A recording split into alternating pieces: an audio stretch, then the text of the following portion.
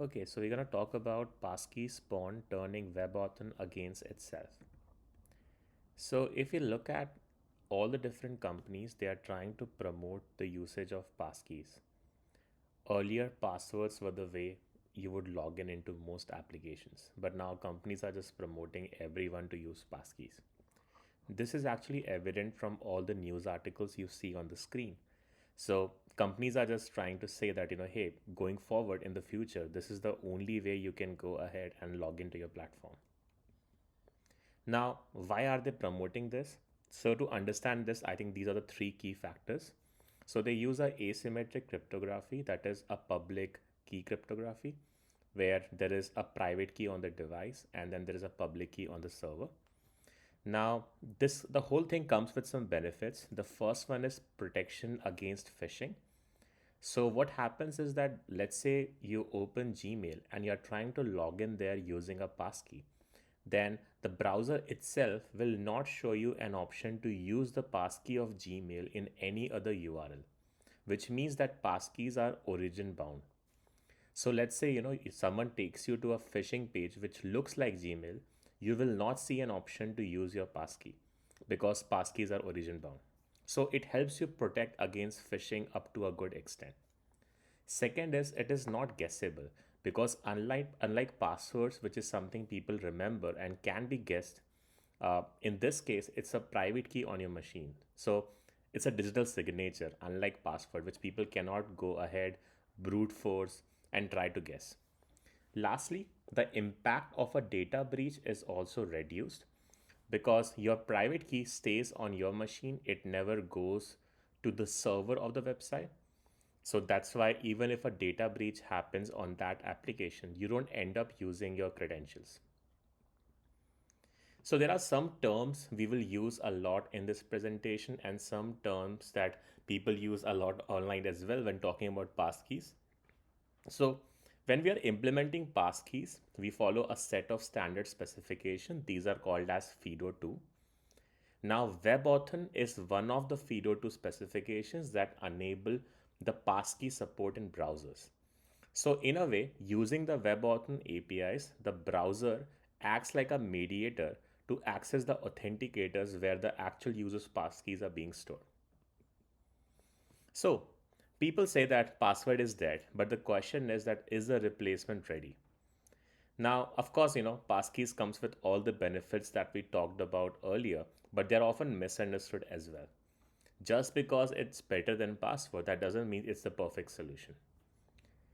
So unlike passwords who have gone through like decades of research, passkeys are still relatively new, and it requires us to research all the possibilities really well before we make a decision on relying on it entirely.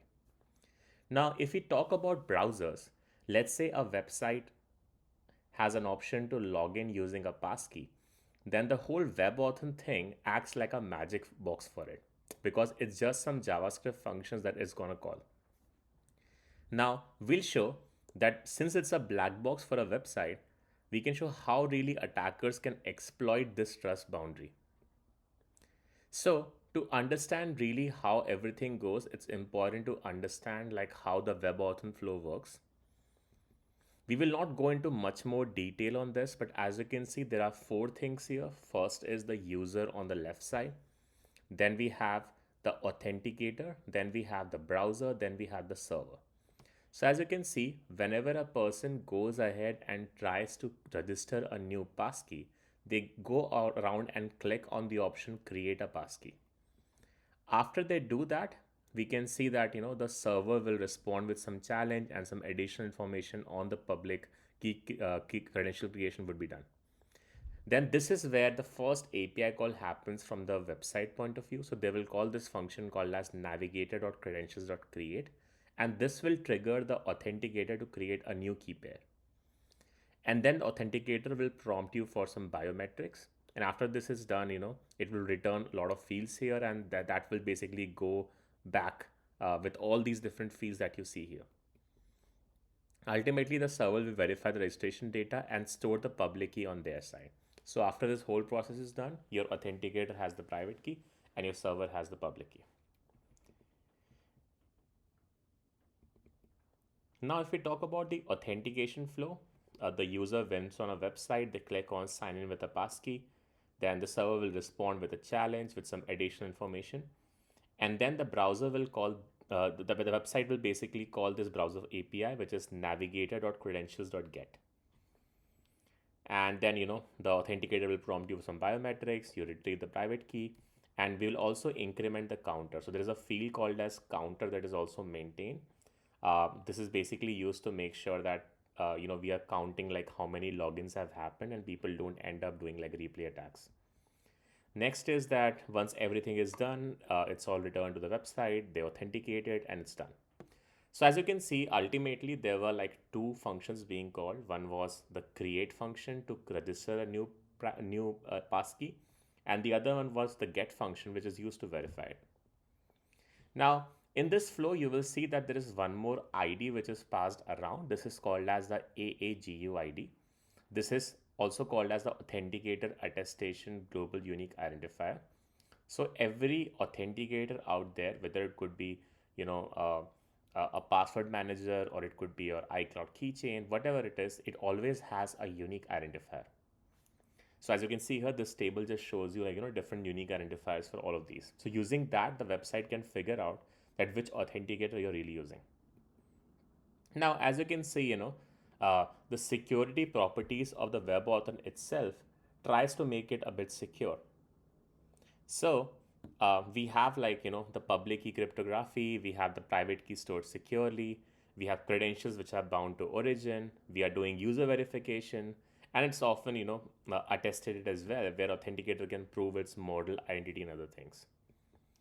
But the question lies again that where does the trust really lives? So as you can see, ultimately what website is calling is just a bunch of APIs. So the trust lies entirely on the browser. So your browser is gonna go ahead and enforce the origin binding. They're gonna go ahead and do all the contacts that are happening with the authenticator. The authenticator itself will never see the website logic. It just relies on the browser.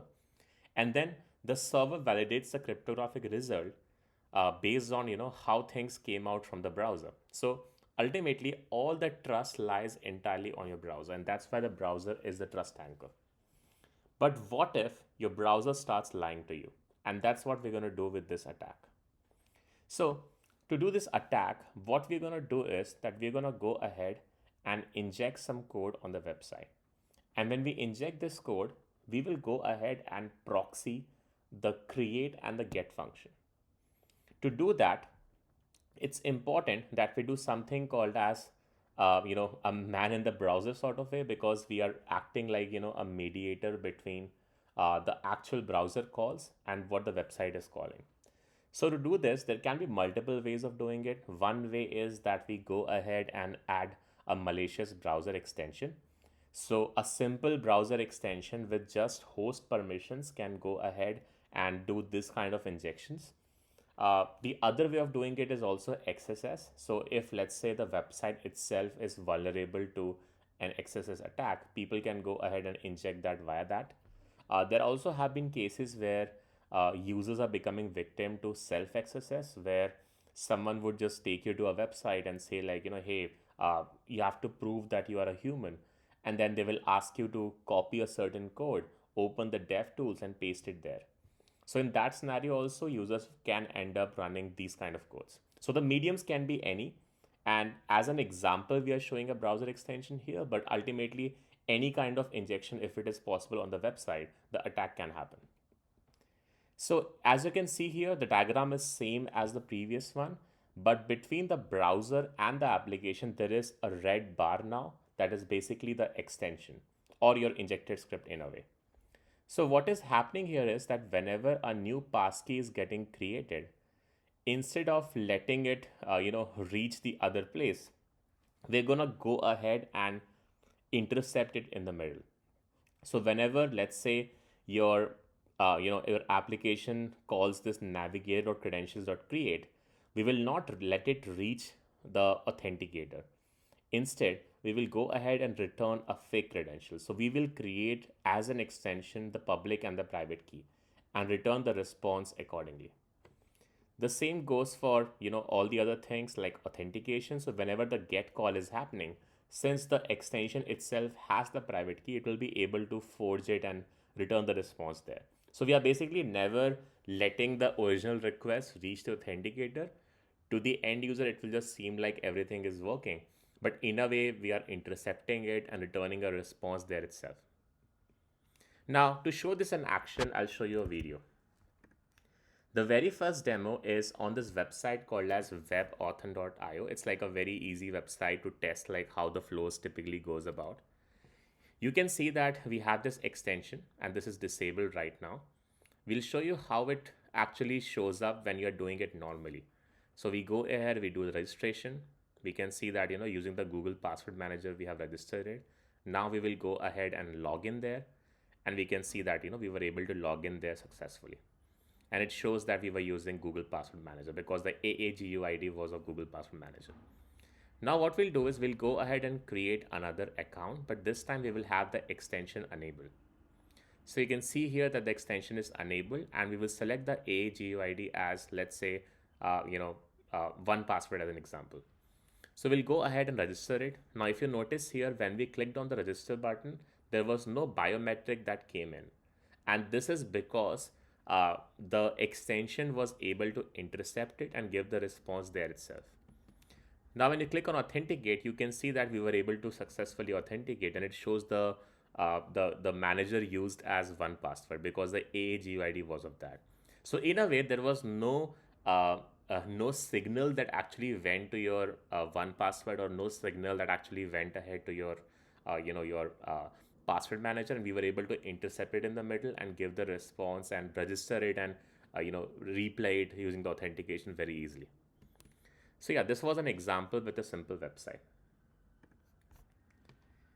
Now, the other thing we're going to show you is how this would work on a popular website like Gmail. So let's say, we go ahead and have the extension disabled. We'll go back and, register a new passkey on our Gmail account. So you can see here, normally if you go here, you create a new passkey, the biometric will come in and you will have your new passkey registered here with iCloud. Now, how do we use it to log in? So you simply go ahead, sign out. When we are trying to sign back in, it will prompt you for the passkey. You give your biometric and then you will be able to log in back to your Gmail account. So pretty simple. Now we'll go ahead and enable this malicious extension. And then we will go here. Again, just make sure that it's pointing to iCloud. Then we will go ahead and open Passkeys. And now what we will do is we will go ahead and remove the previous one just as an example and register a new one. Now this new registration will happen after the proxy is done. So you can see that, the registration happened immediately and no biometric came in because it never really reached iCloud. After this is done, we can see like, the passkey counter is increased, and we'll go out and we'll try to log back in. And again, without any biometric, it will just go ahead and allow you to log back in. Now, this can be pretty dangerous in many ways. Like you can go ahead and, even change your password for the account to take over the account entirely. So those kind of things are also entirely possible if you are able to do what we just showed. Okay, now if you see here, what is that could make the user suspicious? So as you can see here, once we had the extension on, there were no biometric that were being shown to the user. So this could actually, create some sort of suspicion in the mind of the user that I'm not asking for biometrics. So probably there is something wrong. So how do we go ahead and address this? So we added one more mode in the extension, and this mode is called silent mode. So what silent mode does is that it will still go ahead and call the original function. So if you see here, your malicious extension, right now it was just going ahead and returning the response, never letting it reach the authenticator. But now what we will do is we will do this, but at the same time also makes call to the authenticator. So your authenticator feels that something happened. And user also feels that something happened because you were asking for the credential, but the actual response going to the website would actually be the one sent by your extension, not the original caller response. So in this way, we can actually go ahead and show the user that biometric is being accepted because the original call was happening, but we were not really returning the response of that original call. So I'll show you a demo for this as well. So this is the one with silent attack. So you can see here that the extension is right now on. What we will do now is that we will go ahead and increment this silent mode. So you can see that silent mode is on now. We will open the passkeys page and we will try registering a new passkey here. Now this time, since the original function was also called, you will see that the biometric came in. The user was able to register it. And then you go back and you can see that the counter is increased. Now if I sign out and I try to sign back in, you can see that again the biometric will come in because we are still making the original call. And user will be able to log in, but this time it actually got logged in only because of the extension, not because of what's there on your iCloud keychain. And this reduces the suspicion to almost nil, because even if someone opens their password manager or even if someone opens their iCloud keychain, they will see that there is an entry for a passkey for this website because the original calls were in a way still happening. But the response actually going to the website is the forged one. So yeah, this shows like how the silent mode will go about happening. So if I again sign out, just turn off the silent mode, you can see that the login is still happening successfully without the biometric, which shows that the actual way the response was coming into the website was via the extension, not by the actual iCloud. Now, the other question that might come in is that what happens if the user was already registered? So if the user, as you can see, the way this whole attack was working was by the fact that you need to make sure that your registration is happening while the extension is on or while your proxy code is on. So you can actually go ahead and force the user to re-register. And that can be done by doing something called as a force reset mode. So what we have done is that we can go ahead and just start failing the get call. So get call is the function that gets called when you're trying to log in using your passkey. So if let's say the passkey was not stored with the extension, we will go ahead and start failing it. And when it fails, user has two options. First is that it goes ahead and has to fall back to a traditional method like password to log into the platform. The second thing is that user, it goes ahead and registers a new passkey by maybe, downgrading and then doing it or doing it on another device. In any case, whenever user will end up using a method like password, or they log in into it and then again go ahead and register a new passkey, will be again able to intercept it. There are more ways of doing it as well.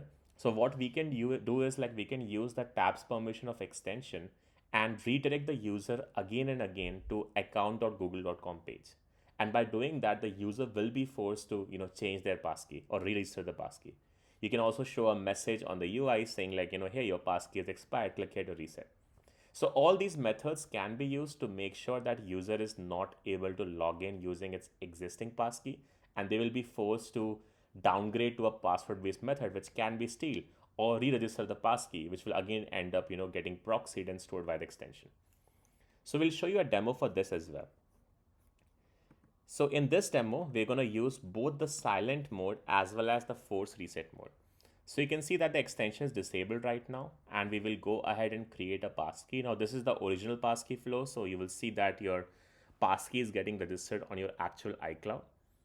Now what we'll do is that we will go ahead and turn on the extension, and then we will simply log out of this account.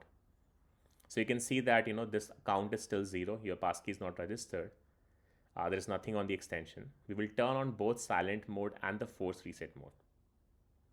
Now when we log out and we try to log back in, as the credential was not stored with the extension, it will start failing it, and this is how it will show up. So the only way for user to actually log in would be to downgrade. So let's say the user downgrades using a password method, logs back in, and then it goes ahead and creates a new passkey. Like it goes ahead and remove this older one and create like a new passkey. Now since the extension is on or your proxy code is on, we will be able to intercept it and then have the passkey stored by the extension. We can see that the counter is increased of the passkey stored now. And yeah, and then this can be used to allow users to log back in. Okay, now we showed you how it all works on the same device, but sharing is caring. So instead of just saving the passkey on a local storage in the extension, what we're going to do now is that we're going to go ahead and send it to an attacker API endpoint. So we have just replaced the storage functions with an API calls. So now what will happen is that whenever someone is trying to save a new passkey, register a new passkey, that passkey information will go ahead and get saved on the attacker server. And then later on, the attacker can himself log in using those passkeys using his device. So he will be able to replay it on his own browser. So we'll show you how this looks like as well. So this is an example where you can see that we have created like a simple server and changed the storage to point to a simple exposed server. We're using ngrok as an example, and it's running on port 3001. Now what we'll do is we'll go ahead and create like a new passkey. You can see that the passkey count is 0 right now. We will use one password as an example. We'll go ahead and create a new passkey. Since the silent mode was on, it will show the biometric as well. And we can see that the passkey is now registered with one password. Now we'll move to our VM, which is like the attacker machine in this case. We'll use an entirely different browser like Edge. We can see that when we open Google, the account is not logged in, but we can see that the count on the top shows 1. Now attacker doesn't need to show up the biometrics, so he'll just go ahead and turn that off. And when the attacker will now try to log in for that email account, we can see that the passkey worked from the sync passkey and they were able to log in easily. So the attacker was able to log in using that person's passkey to their account on his own device.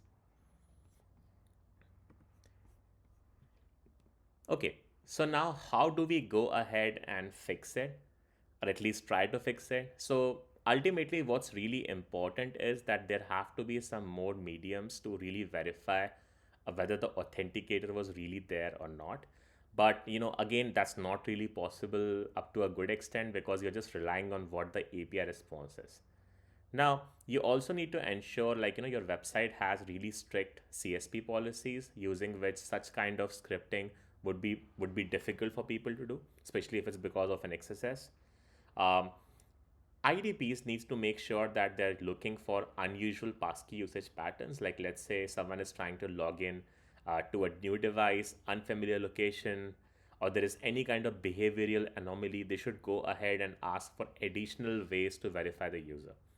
And also it's really important to lock down the client side, seeing like, hey, what all extensions are installed.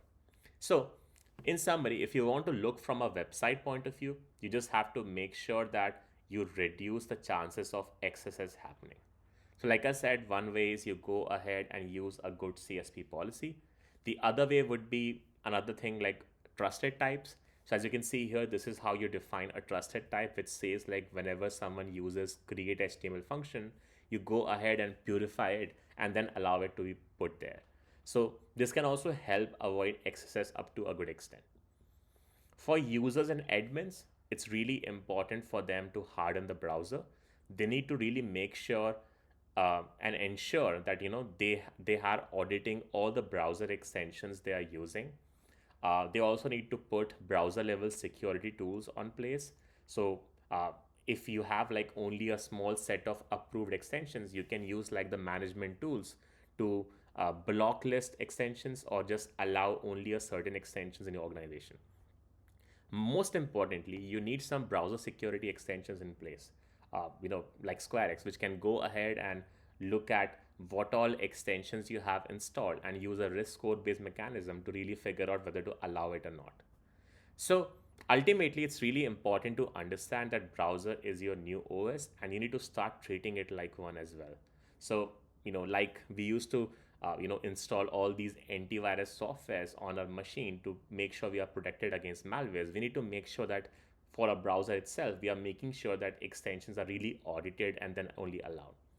The fun fact is like, if you just look at permissions, that not might be a really good way to stop these kind of extensions, because like I showed, this whole extension just require a host permission, which is there pretty common in most of the extensions out there. Like even your Grammarly has that. But having said that, you need some good mechanism to really vet the extension, then only allow it, and that's where a browser security solution would come in. Thank you.